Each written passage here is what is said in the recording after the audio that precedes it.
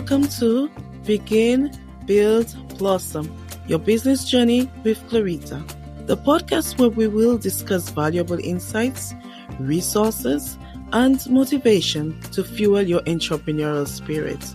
Let's build a supportive community together. Subscribe now to Begin, Build, Blossom, and let's embark on your business journey.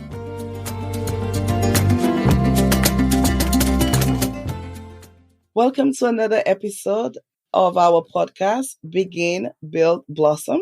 And today we have with us CJ, the Smart Guy. Charles J. Kelly, also known as CJ the Smart Guy, is an entrepreneurial-focused accountant who has a fascination with blockchain technology and cryptocurrency. With a background in finance and accounting from Texas Southern University, CJ immediately took a corporate position as a subsidiary accountant at BNSF Railway. After learning the necessary tools to start his own business, he left to both pursue his entrepreneurial dreams and obtain his CPA license. While studying, CJ noticed the potential impact of cryptocurrencies and simultaneously began studying them. Since obtaining his CPA license, CJ has taught the country twice, educating local communities on the evolution of money. He's been featured in multiple books and has also been featured in Bloomberg Tax. His focus is on cryptocurrency, taxes, bookkeeping, and consulting. Check out his podcast on Spotify or Apple Podcasts at CJ the Smart Guy. You can also follow him at CJ the Smart Guy on Clubhouse, Instagram, Twitter, and YouTube.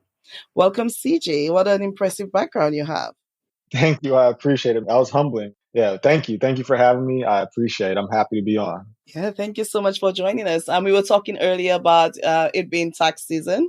So I'm so appreciative of you actually taking time out to meet with us during such a busy time for you. Yeah, for sure. So I actually, we have a few things in common. So I noticed that we both went to an HBCU. We were both presidents of NABA chapters on our campuses. And we also got our CPA licenses around the same time. So I think you were probably 2020 and I was around, I'm thinking 2029, 2020. But I remember when we met, we talked a lot about being new CPAs and all of that. So, and I noticed that you started your business in 2021, which is the same time I did. So I just thought it was fascinating that, we have all this in common. Yeah, for sure. I know, 2019 is when I passed, and then 2020 is when I got the license. And then I rebranded my entire business, like I think December 2020. Nice. So, got the LLC in 2021 just to, not have to pay an extra fee. So, right. Okay, so we're going to get started with a section we call rapid fire. So I'm going to go ahead and ask you a few questions and we'll try to get quick responses and then we will get into the rest of the podcast. So I'm looking for 2 words from you. The first one would be one that described you as a child and the other one would be one that describes you now. Cool and workaholic. Oh, okay. So cool. You were cool as a child, and now as an adult, you are a workaholic? Yeah. Okay. And I know we talked about some of these during the intro, but I'll ask anyway. So first of all, what is the name of your business? Smart Guy Taxes. Okay. And how long have you been in business? So I rebranded late 20. So 2021 is when it officially got started. Before that, it was called I Am Who I Am. Oh. And that was really like my introduction into the accounting and bookkeeping space. But 2020 is when I moved it from just accounting into merging the cryptocurrency side of it. So late 2020, early 2021. Oh, nice. Interesting. And are you full-time? Oh, yeah. Full-time work for myself since 2017, 2016, since I quit my job. And so this is as long as I've been working for myself. Nice. I actually used to have sister locks and I cut it off, after I had my baby. So, but I love it. So. Okay, And yeah. what were you doing before you started your business?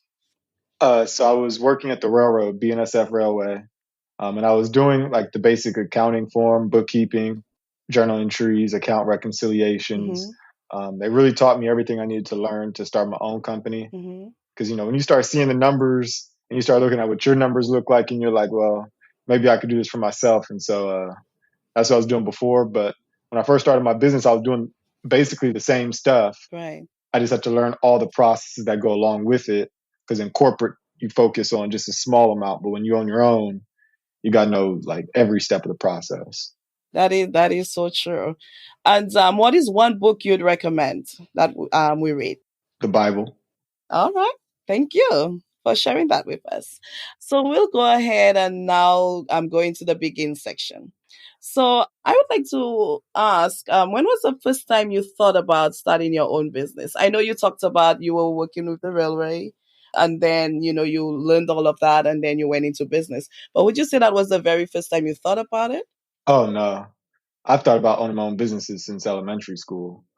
I never even pictured myself having a job. Really? I always pictured owning my own business, doing something where I'm either transacting, selling something, or doing something. I've always been one to try to make a living for myself so that I can get the things I wanted. And so I thought about having my own business well before I ever thought about having a job back in elementary school. Nice. So when you were younger, did you have smaller businesses, like selling snacks, or was there anything like that that you did? I mean, in high school, so I mean, I started in junior high, but in high school, I was selling Snickers, Twix. Mm. I would even during the summer times, I would have like a refrigerator bag. I have all the Otter Pops in there. Yeah, I stacked up about $10,000 my senior year selling candy and different snacks, and sometimes Taco Bell, whatever type of food I could get. I bring it to the school. Teachers would be cool with it because they were hungry. Wow. So you've been hustling for a while now. It's second nature. Nice, nice. I like it. So I know we talked a little bit about when you were in elementary school. In terms of your upbringing at home, can you tell us a little bit more about what about that upbringing, like how it has led to your current journey? Yeah, for sure. So my mom was a school teacher, and so she would always teach me before I would in school. So like I learned math, my addition, subtraction, multiplication, division before I was even like 5, Mm, because my mom was a teacher, and so she helped me learn first. And mm-hmm, I was always good in numbers. I caught on to that the quickest, and so for me it was like, well, numbers it is. mm-hmm. And then when you add the money side to it, and it's like, hey mom, can you get this? And it's like, do you have money for that? No. How do I get the money for it? Well, you can do this and you can do this, and if you're good, then this uncle might get you something, things like that. Mm-hmm. And so it's like, okay, I got to go do something. I got to make it because I want to get the things I want. And so I feel as though they raised me like that. And so now it's the same way. I've seen my dad work for himself for many years. Mm-hmm. And so to me, it was never, you have to go to work. My dad worked from home most of the time on his computer. Oh, and that's even before working virtually was a thing, I'm guessing. Correct. Because he was a programmer. Oh, wow. So he was he was one of the original people putting in the systems that we use today. They had him going over to Germany, and he was doing all types of things. And so I learned computers at a very young age Mm-hmm. because I saw my dad on them. We were one of the first adopters of the internet, and so I learned at a very young age how technology works. And I didn't even think it was an advantage until you go to high school and you see people who don't know how to type on a keyboard, and you're like, oh man, there was an advantage. So thank you, parents for for providing that for me, because I didn't realize how much an advantage that was until I grew up. Nice. Yeah, I was actually one of those students that didn't know how to even type on a keyboard. I remember going to Yeah, class and asking my friend to help me. So I definitely think that was an advantage. So I'm glad you recognize that.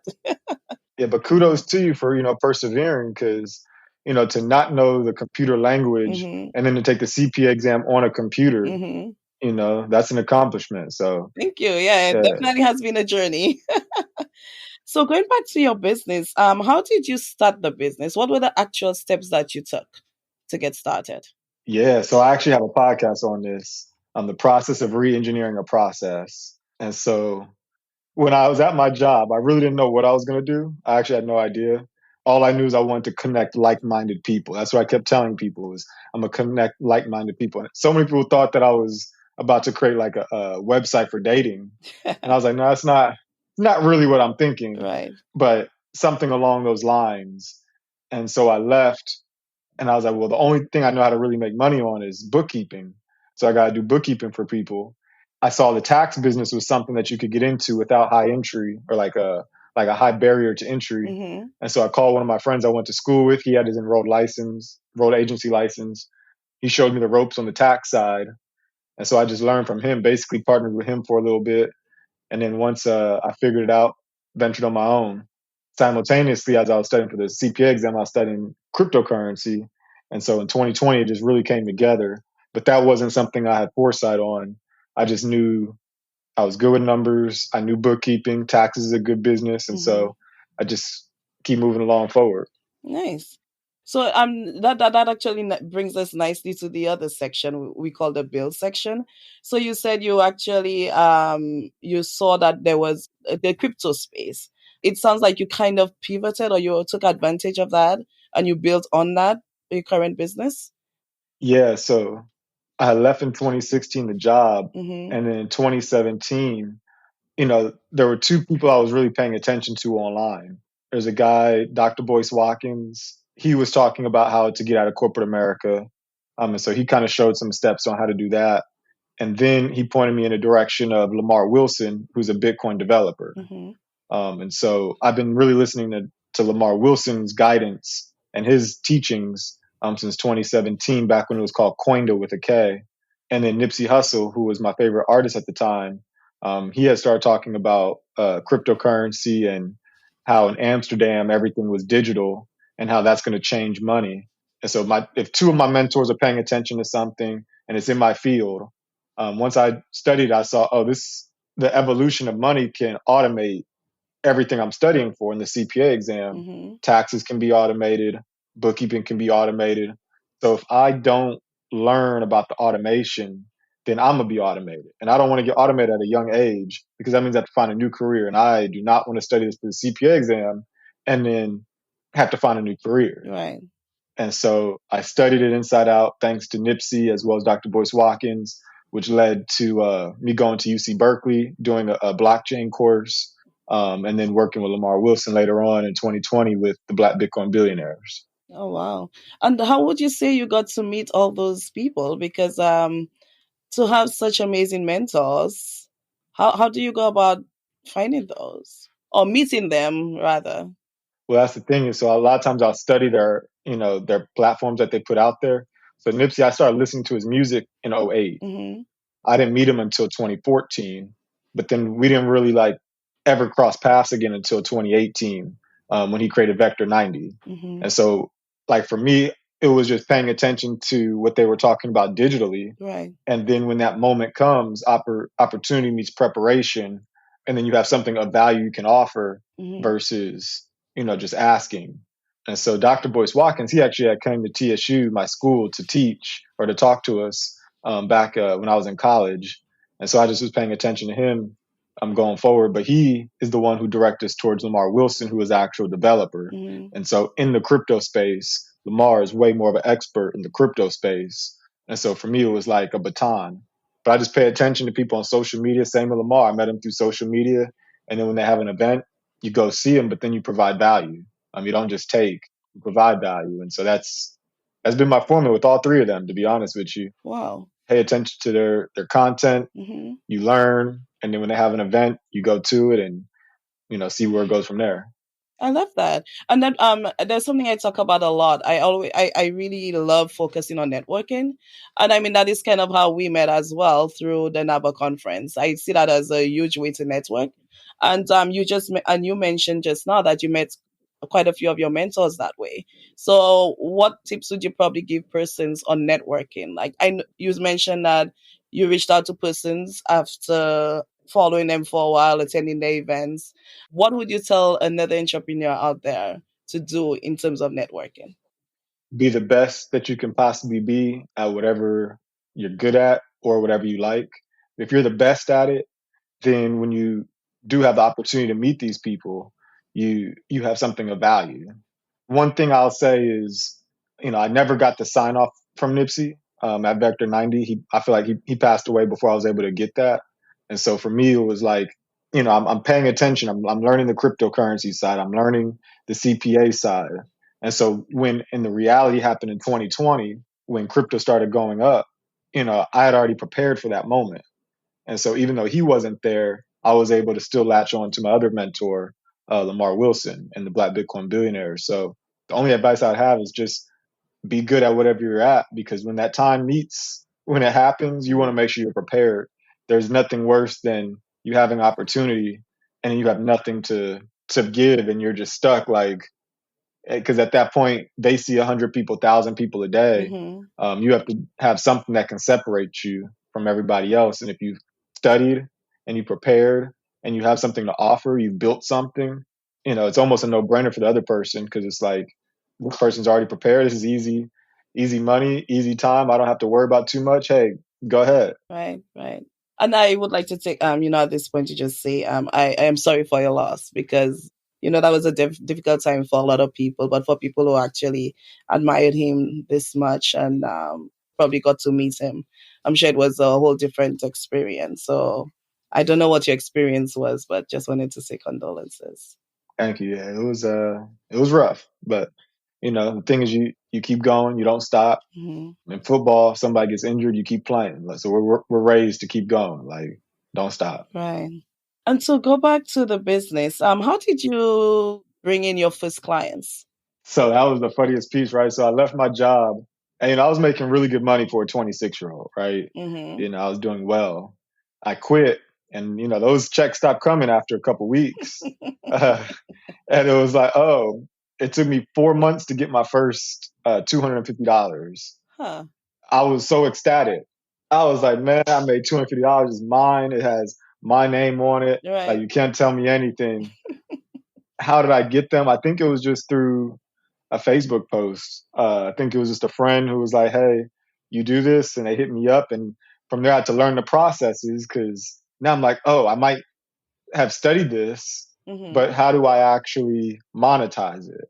And so that same episode I'm talking about on the podcast, process of reengineering a process, it Mm-hmm. goes through, me saying, hey, I have to learn the information, then I have to record the information, then I have to distribute the information, and then, I have to have a platform for them to be able to communicate with me, and then I have to actually do the work, then I have to monetize it. So you go through all these steps just to get that first check, Right. and it takes time. So it took me 4 months to get my first one through Facebook. My Mm-hmm. second one was 150, and so after 6 months, I had a total of $400 worth of revenue. But you couldn't tell me anything. I was so excited because here we are. I've got two people who worked with me now. So Nice. I remember those days. So you actually left your job before you had any clients. Oh, I left my job before I had anything built whatsoever. I just knew I had to leave and jump out of a plane, and you'll build it while you falling. Wow. Take us through the thought process. Like, because for a lot of people, that is the biggest and most frightening leap they could ever take, right? So you actually did that. So I know you think, based on what you just said, you're thinking, okay, this is all what you've always wanted to do. For you, this is just what you've made to do, right? But then to actually give up that check, like you said, you were making a lot of money for 26 year old. So to give up that monthly check to actually have your own business, give us a little bit more details. I mean, for me, it was almost a no brainer. So originally, I was thinking I was going to leave after 5 years. So it was always a plan to leave. It was never, I plan on being here for 30 years and retiring at 59 and a half with a 401k and a pension. Like, to me, that's disgusting. I really didn't like even working and not having my pay be based off of my work, because I feel like it incentivizes laziness. Because it's like, hey, if I'm gonna get paid the same for working an extra 4 hours as I am by not working, just relaxing, then why would I want to work hard? And so I saw people in the corporate office where that's how they thought, that's how they operated. And I was like, if I stay in this, I'm Hmm. gonna wind up becoming lazy. And that was something my parents never let me do, is be lazy. Like, of all things, you're gonna work, you're gonna do something. And so I was like, well, if that's the case, if I'm gonna go full out, I need to be getting paid, directly, versus them just saying this is your cut no matter how much you do. Right. And also, I never really thought about having a job. To me, it was like, I'm more of a hustler anyway. I trust my instincts well enough to know that I can do this on my own. I saved 10,000 in high school. Hmm. I made it to college without a true full time job. I mean, I worked at Apple. I tutored, but like I hustled more, like whether it was selling hair, whether it was throwing parties, whatever it was, like I felt more comfortable in the area of entrepreneurship than I did at an 8 to 5. Yeah. So for you, it basically it was a no-brainer. That is just what you Yeah, wanted to do, and you went for it. yeah. I mean, I knew 5 years, to be honest with you, was the break point. I knew that I was going to be good there. Mm-hmm. The way they were working me and the way that I was feeling, I was like, I can't make it to 5, or else I'll become lazy. I'll probably never do my CPA if I make it to 5 years. Mm-hmm. And so I thought that right after year 2, and I was like, let me map this out so financially I Mm-hmm. can be good. And so I saved up for an entire year, Mm-hmm. and then I built up credit for a second year, Okay. but it disappeared. It disappeared very quickly because I hadn't passed not one CPA exam that first year. Right. And so all my cash was gone. And then they cut my credit limit after I quit. So all of a sudden, I didn't spend some other credit, just got cut off. And so that was when the plane was like almost about to hit the ground. And, I just somehow, some way made it happen by the glory of God. Cause some people popped up out of nowhere and was like, hey, I'll support you. And Wow. not every, but see, other people you thought would support you, they didn't. And then some people you never would have thought they did. And so you just realize like it's not really out my hands. If God's gonna make it happen, He's gonna make it happen. Just do your part, keep working. It's gonna be okay. I really love that. And for me, I'm continuing to learn myself. So listening to you say that means a lot to me, and I'm very much inspired, just letting you know. Oh, thank you. Now I will say there's a struggle side to that. And that's what I'm coming to. So I'm glad you brought that up. So let's talk about the struggle a little bit more. Yeah, let's go there. I mean, yeah. So like, when you're 26 and you're making good money and you got status, you're given a certain amount of respect. And then when you leave your job and that status is gone, and then your money runs out, Mm-hmm. and then people start looking at you like, you said you was going to pass all 4 within 6 months, 12 months the most. After 12, you haven't passed one. Right. Now all of a sudden they're looking at you, man. You quit your job, you a bum, you're broke, you can't go out, you can't do nothing. And all of a sudden now you have to really like close your circle, because a lot of the people that saw you when you had a high status and you were making money in corporate, they're not really there for who you are or your purpose. And so that was the hardest struggle. I mean, not to mention, sometimes eating croutons because the money is gone. Mm-hmm. Lots of struggles going from one place to another, not being able to afford going to a funeral, not being able to go to a birthday party because you got to study, cutting bad habits, learning yourself, straining your brain. Like it's struggles the entire time. It was not fun Mm-hmm. until I got my license.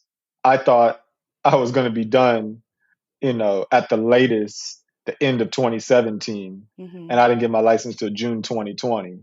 All that money I'd saved, all that credit, that's long gone.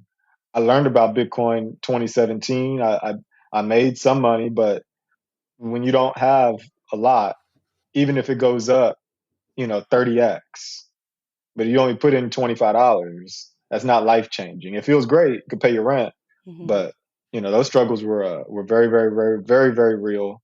And if you're not able to deal with struggle and really stay focused and stay 10 toes down, like in the process, Mm-hmm. then it might not be for everybody. But for me, it's second nature.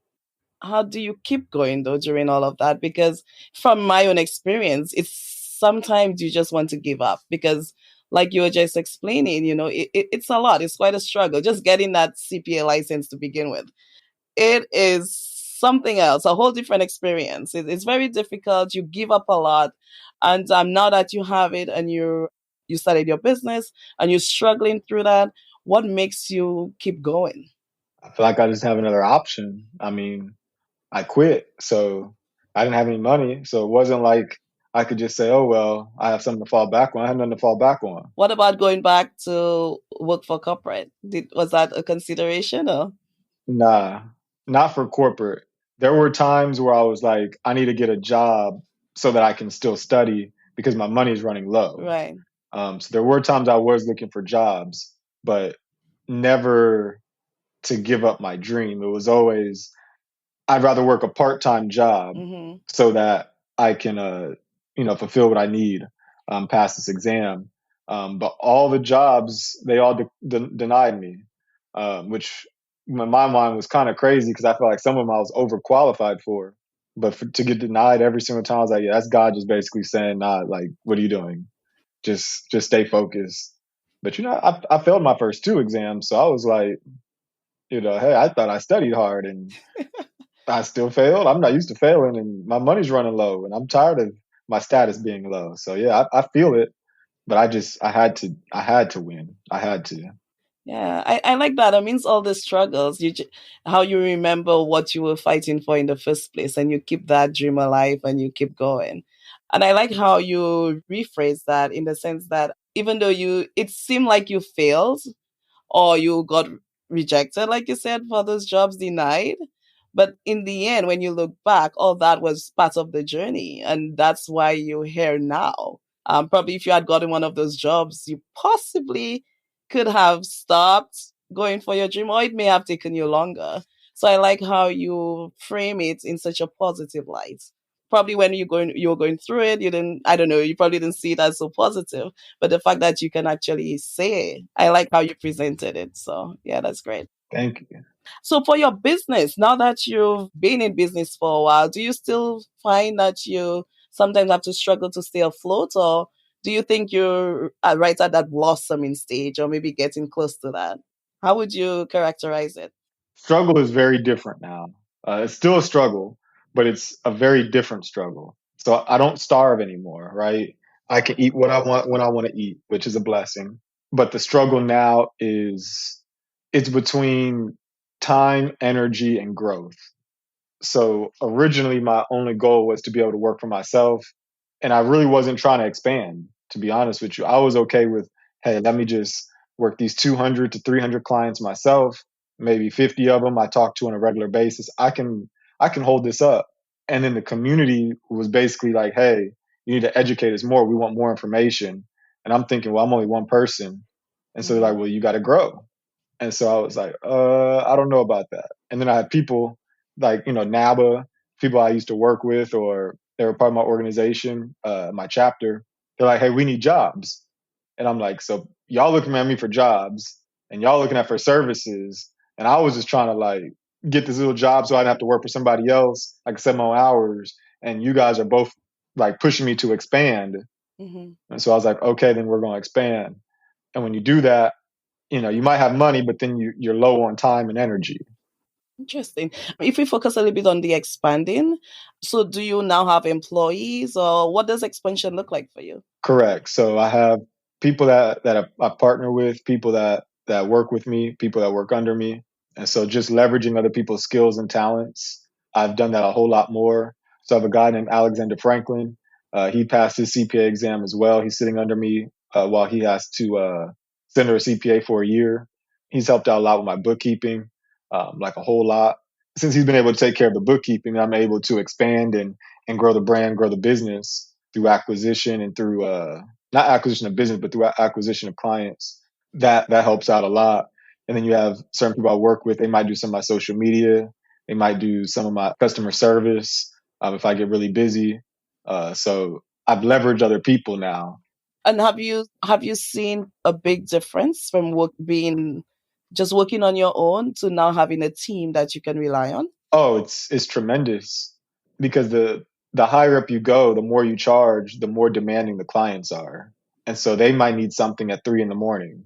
I might be up at 2, 3, 4 in the morning. But if it's a fire drill and I have to do something, I have to be able to say, hey, can you take care of this other thing I was about to work on? Can you Right. take care of this? Can you call this person? Can you do this? And so for flexibility, it does wonders. That gives me a lot to think about because right now I am operating I'm solo. I do have a network, mean like another accountant I work with who helps me as I'm building. I do have someone who helps me. Okay, I have family who also helps, so I consider them part of my team. So hearing you talk about building, that gives me something to think about. So thanks for sharing that experience with us. And in terms of blossoming in business, do you think that you could say you've reached that point where you're blossoming? I think I'm.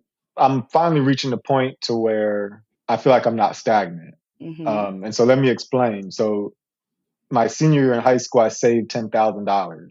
Mm-hmm. So to me, when I went to corporate America, if I wasn't able to save up $10,000 in a year, I felt like I was a failure. I was like, I did this when I was in high school, and I can't do that now, even though I have a degree, 2 degrees, and I can't save up the same I did when I didn't have a high school diploma. Mm-hmm. So to me, that was always like the bar. And so for me now, especially since, the more business expenses you pay, right? So you don't pay taxes legally. I'm still not saving $10,000 technically, because if any money I'm making, I'm spending it on the business because I'm not paying taxes. So that's like an internal way of saying you still didn't save any money, sir. You got to keep working. And so I don't feel like I'm blossoming at all because I'm not seeing anything. So is there a point where you would identify as actually blossoming? You said right now not so much, if I got you right. Mm-hmm. What is it that needs to happen for you to say, okay, I feel like I'm being very successful and this is my blossom stage? I don't think that'll ever happen. I Okay. don't think that'll ever happen because they said in the Facebook movie, $1 million isn't cool anymore. What is a billion? And so, okay, then I made the slogan 10 Bitcoins makes a billion. Because I feel like if you own 10 Bitcoins on your private wallet, that's going to be the new status symbol for a billionaire one of these days, as well as it's, 10 billion Satoshis. So to me, the metrics consistently change of what success looks like. To me, money is just one form of measure of success. Time means more to me than that. Do I get to spend time with my family? Do I get to spend time with the people I love? And so to me, it's just an endless amount of things that you want to perfect because once you're gone, you're gone. And that's a good point to close out on. So we're going to go ahead and close out. But before we do that, I want to get 2 or 3 actionable tips that you think someone listening to you right now can do to actually get started in business today. Learn technology. That'd be the first thing. So in this moment right now, we're in 2024. I would look at technology, blockchain technology, artificial intelligence, augmented reality, those types of things. Look at what's going on in those fields because they're revolutionizing business step by step. And just like people who didn't hop on with the internet or people who didn't hop on computers or mobile phones, they became behind. And so technology is changing very quickly. And so when you are a small person and getting into business, you have to be very quick and agile, very quick to adapt because once the big money comes into place, it's very difficult to survive because they come with a lot of dollars, they come with a lot of strength, they come with laws and regulations. So you want to make sure that you're staying quick and agile because they're slow but powerful. So you got to be able to compete. So I would say learn technology that helps you leverage the things that you have to compete against the big guys. And when you say learn technology, what are ways that can be done? Or maybe forums or platforms that you would say they should look at? Oh, YouTube. We have YouTube now, so you've got universities on YouTube. Of course, you can do ebooks, but I didn't really buy any ebooks. I just paid attention to people that I saw that were successful.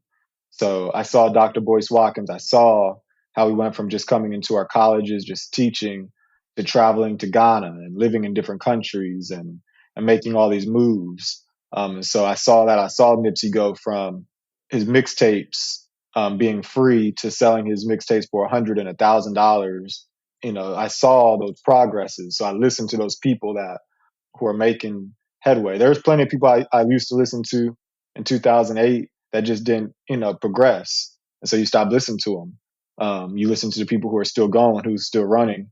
And so when it comes to technology, you can leverage the technology to learn from the best because the best people, they're using technology to market as well as to get their voice heard.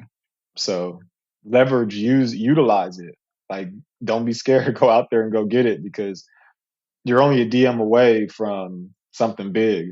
You're only a follow away from something big. Yeah, and that brings me to the tour that you've done, the tour around the country educating people. That's amazing that you do that with your. I mean, you work with a team of people. But yeah, I saw you went to Shreveport. I went to school over in Grambling, Louisiana. So when I saw Shreveport, I thought that was quite interesting that you travel around the US like that. Yeah, thank you. Shout out to my man Sans. He was in Shreveport. He held it down. So yeah, Naja was a cryptocurrency exchange, like a physical cryptocurrency exchange in Inglewood, California. She had mentioned she wanted to go on tour on Clubhouse. Hmm. And so just was like, hey, I'll hop on right there with you. And she's like, okay, cool. And so I brought the CPA tax experience and the expertise. Hmm. And so I felt like I always had value to add to what she had going on. Right, And so earlier we talked about networking. If I didn't have an expertise, why would she ever bring me on tour? right. You get what I'm saying? So being able to provide that expertise, it was like, okay, cool, no problem. Hmm. And so, yeah, we went to at least 30 cities back to back years, just going right into the communities, teaching people. Great, yeah. And I know you have episodes talking about all the different places you visited and your experience. So I thought that was very interesting. So it's good that you shared that with people who were not on tour. They were still able to, get some of that through you. Yeah, thank you. So thanks for sharing that. And part of the podcast is to actually create a support system for entrepreneurs.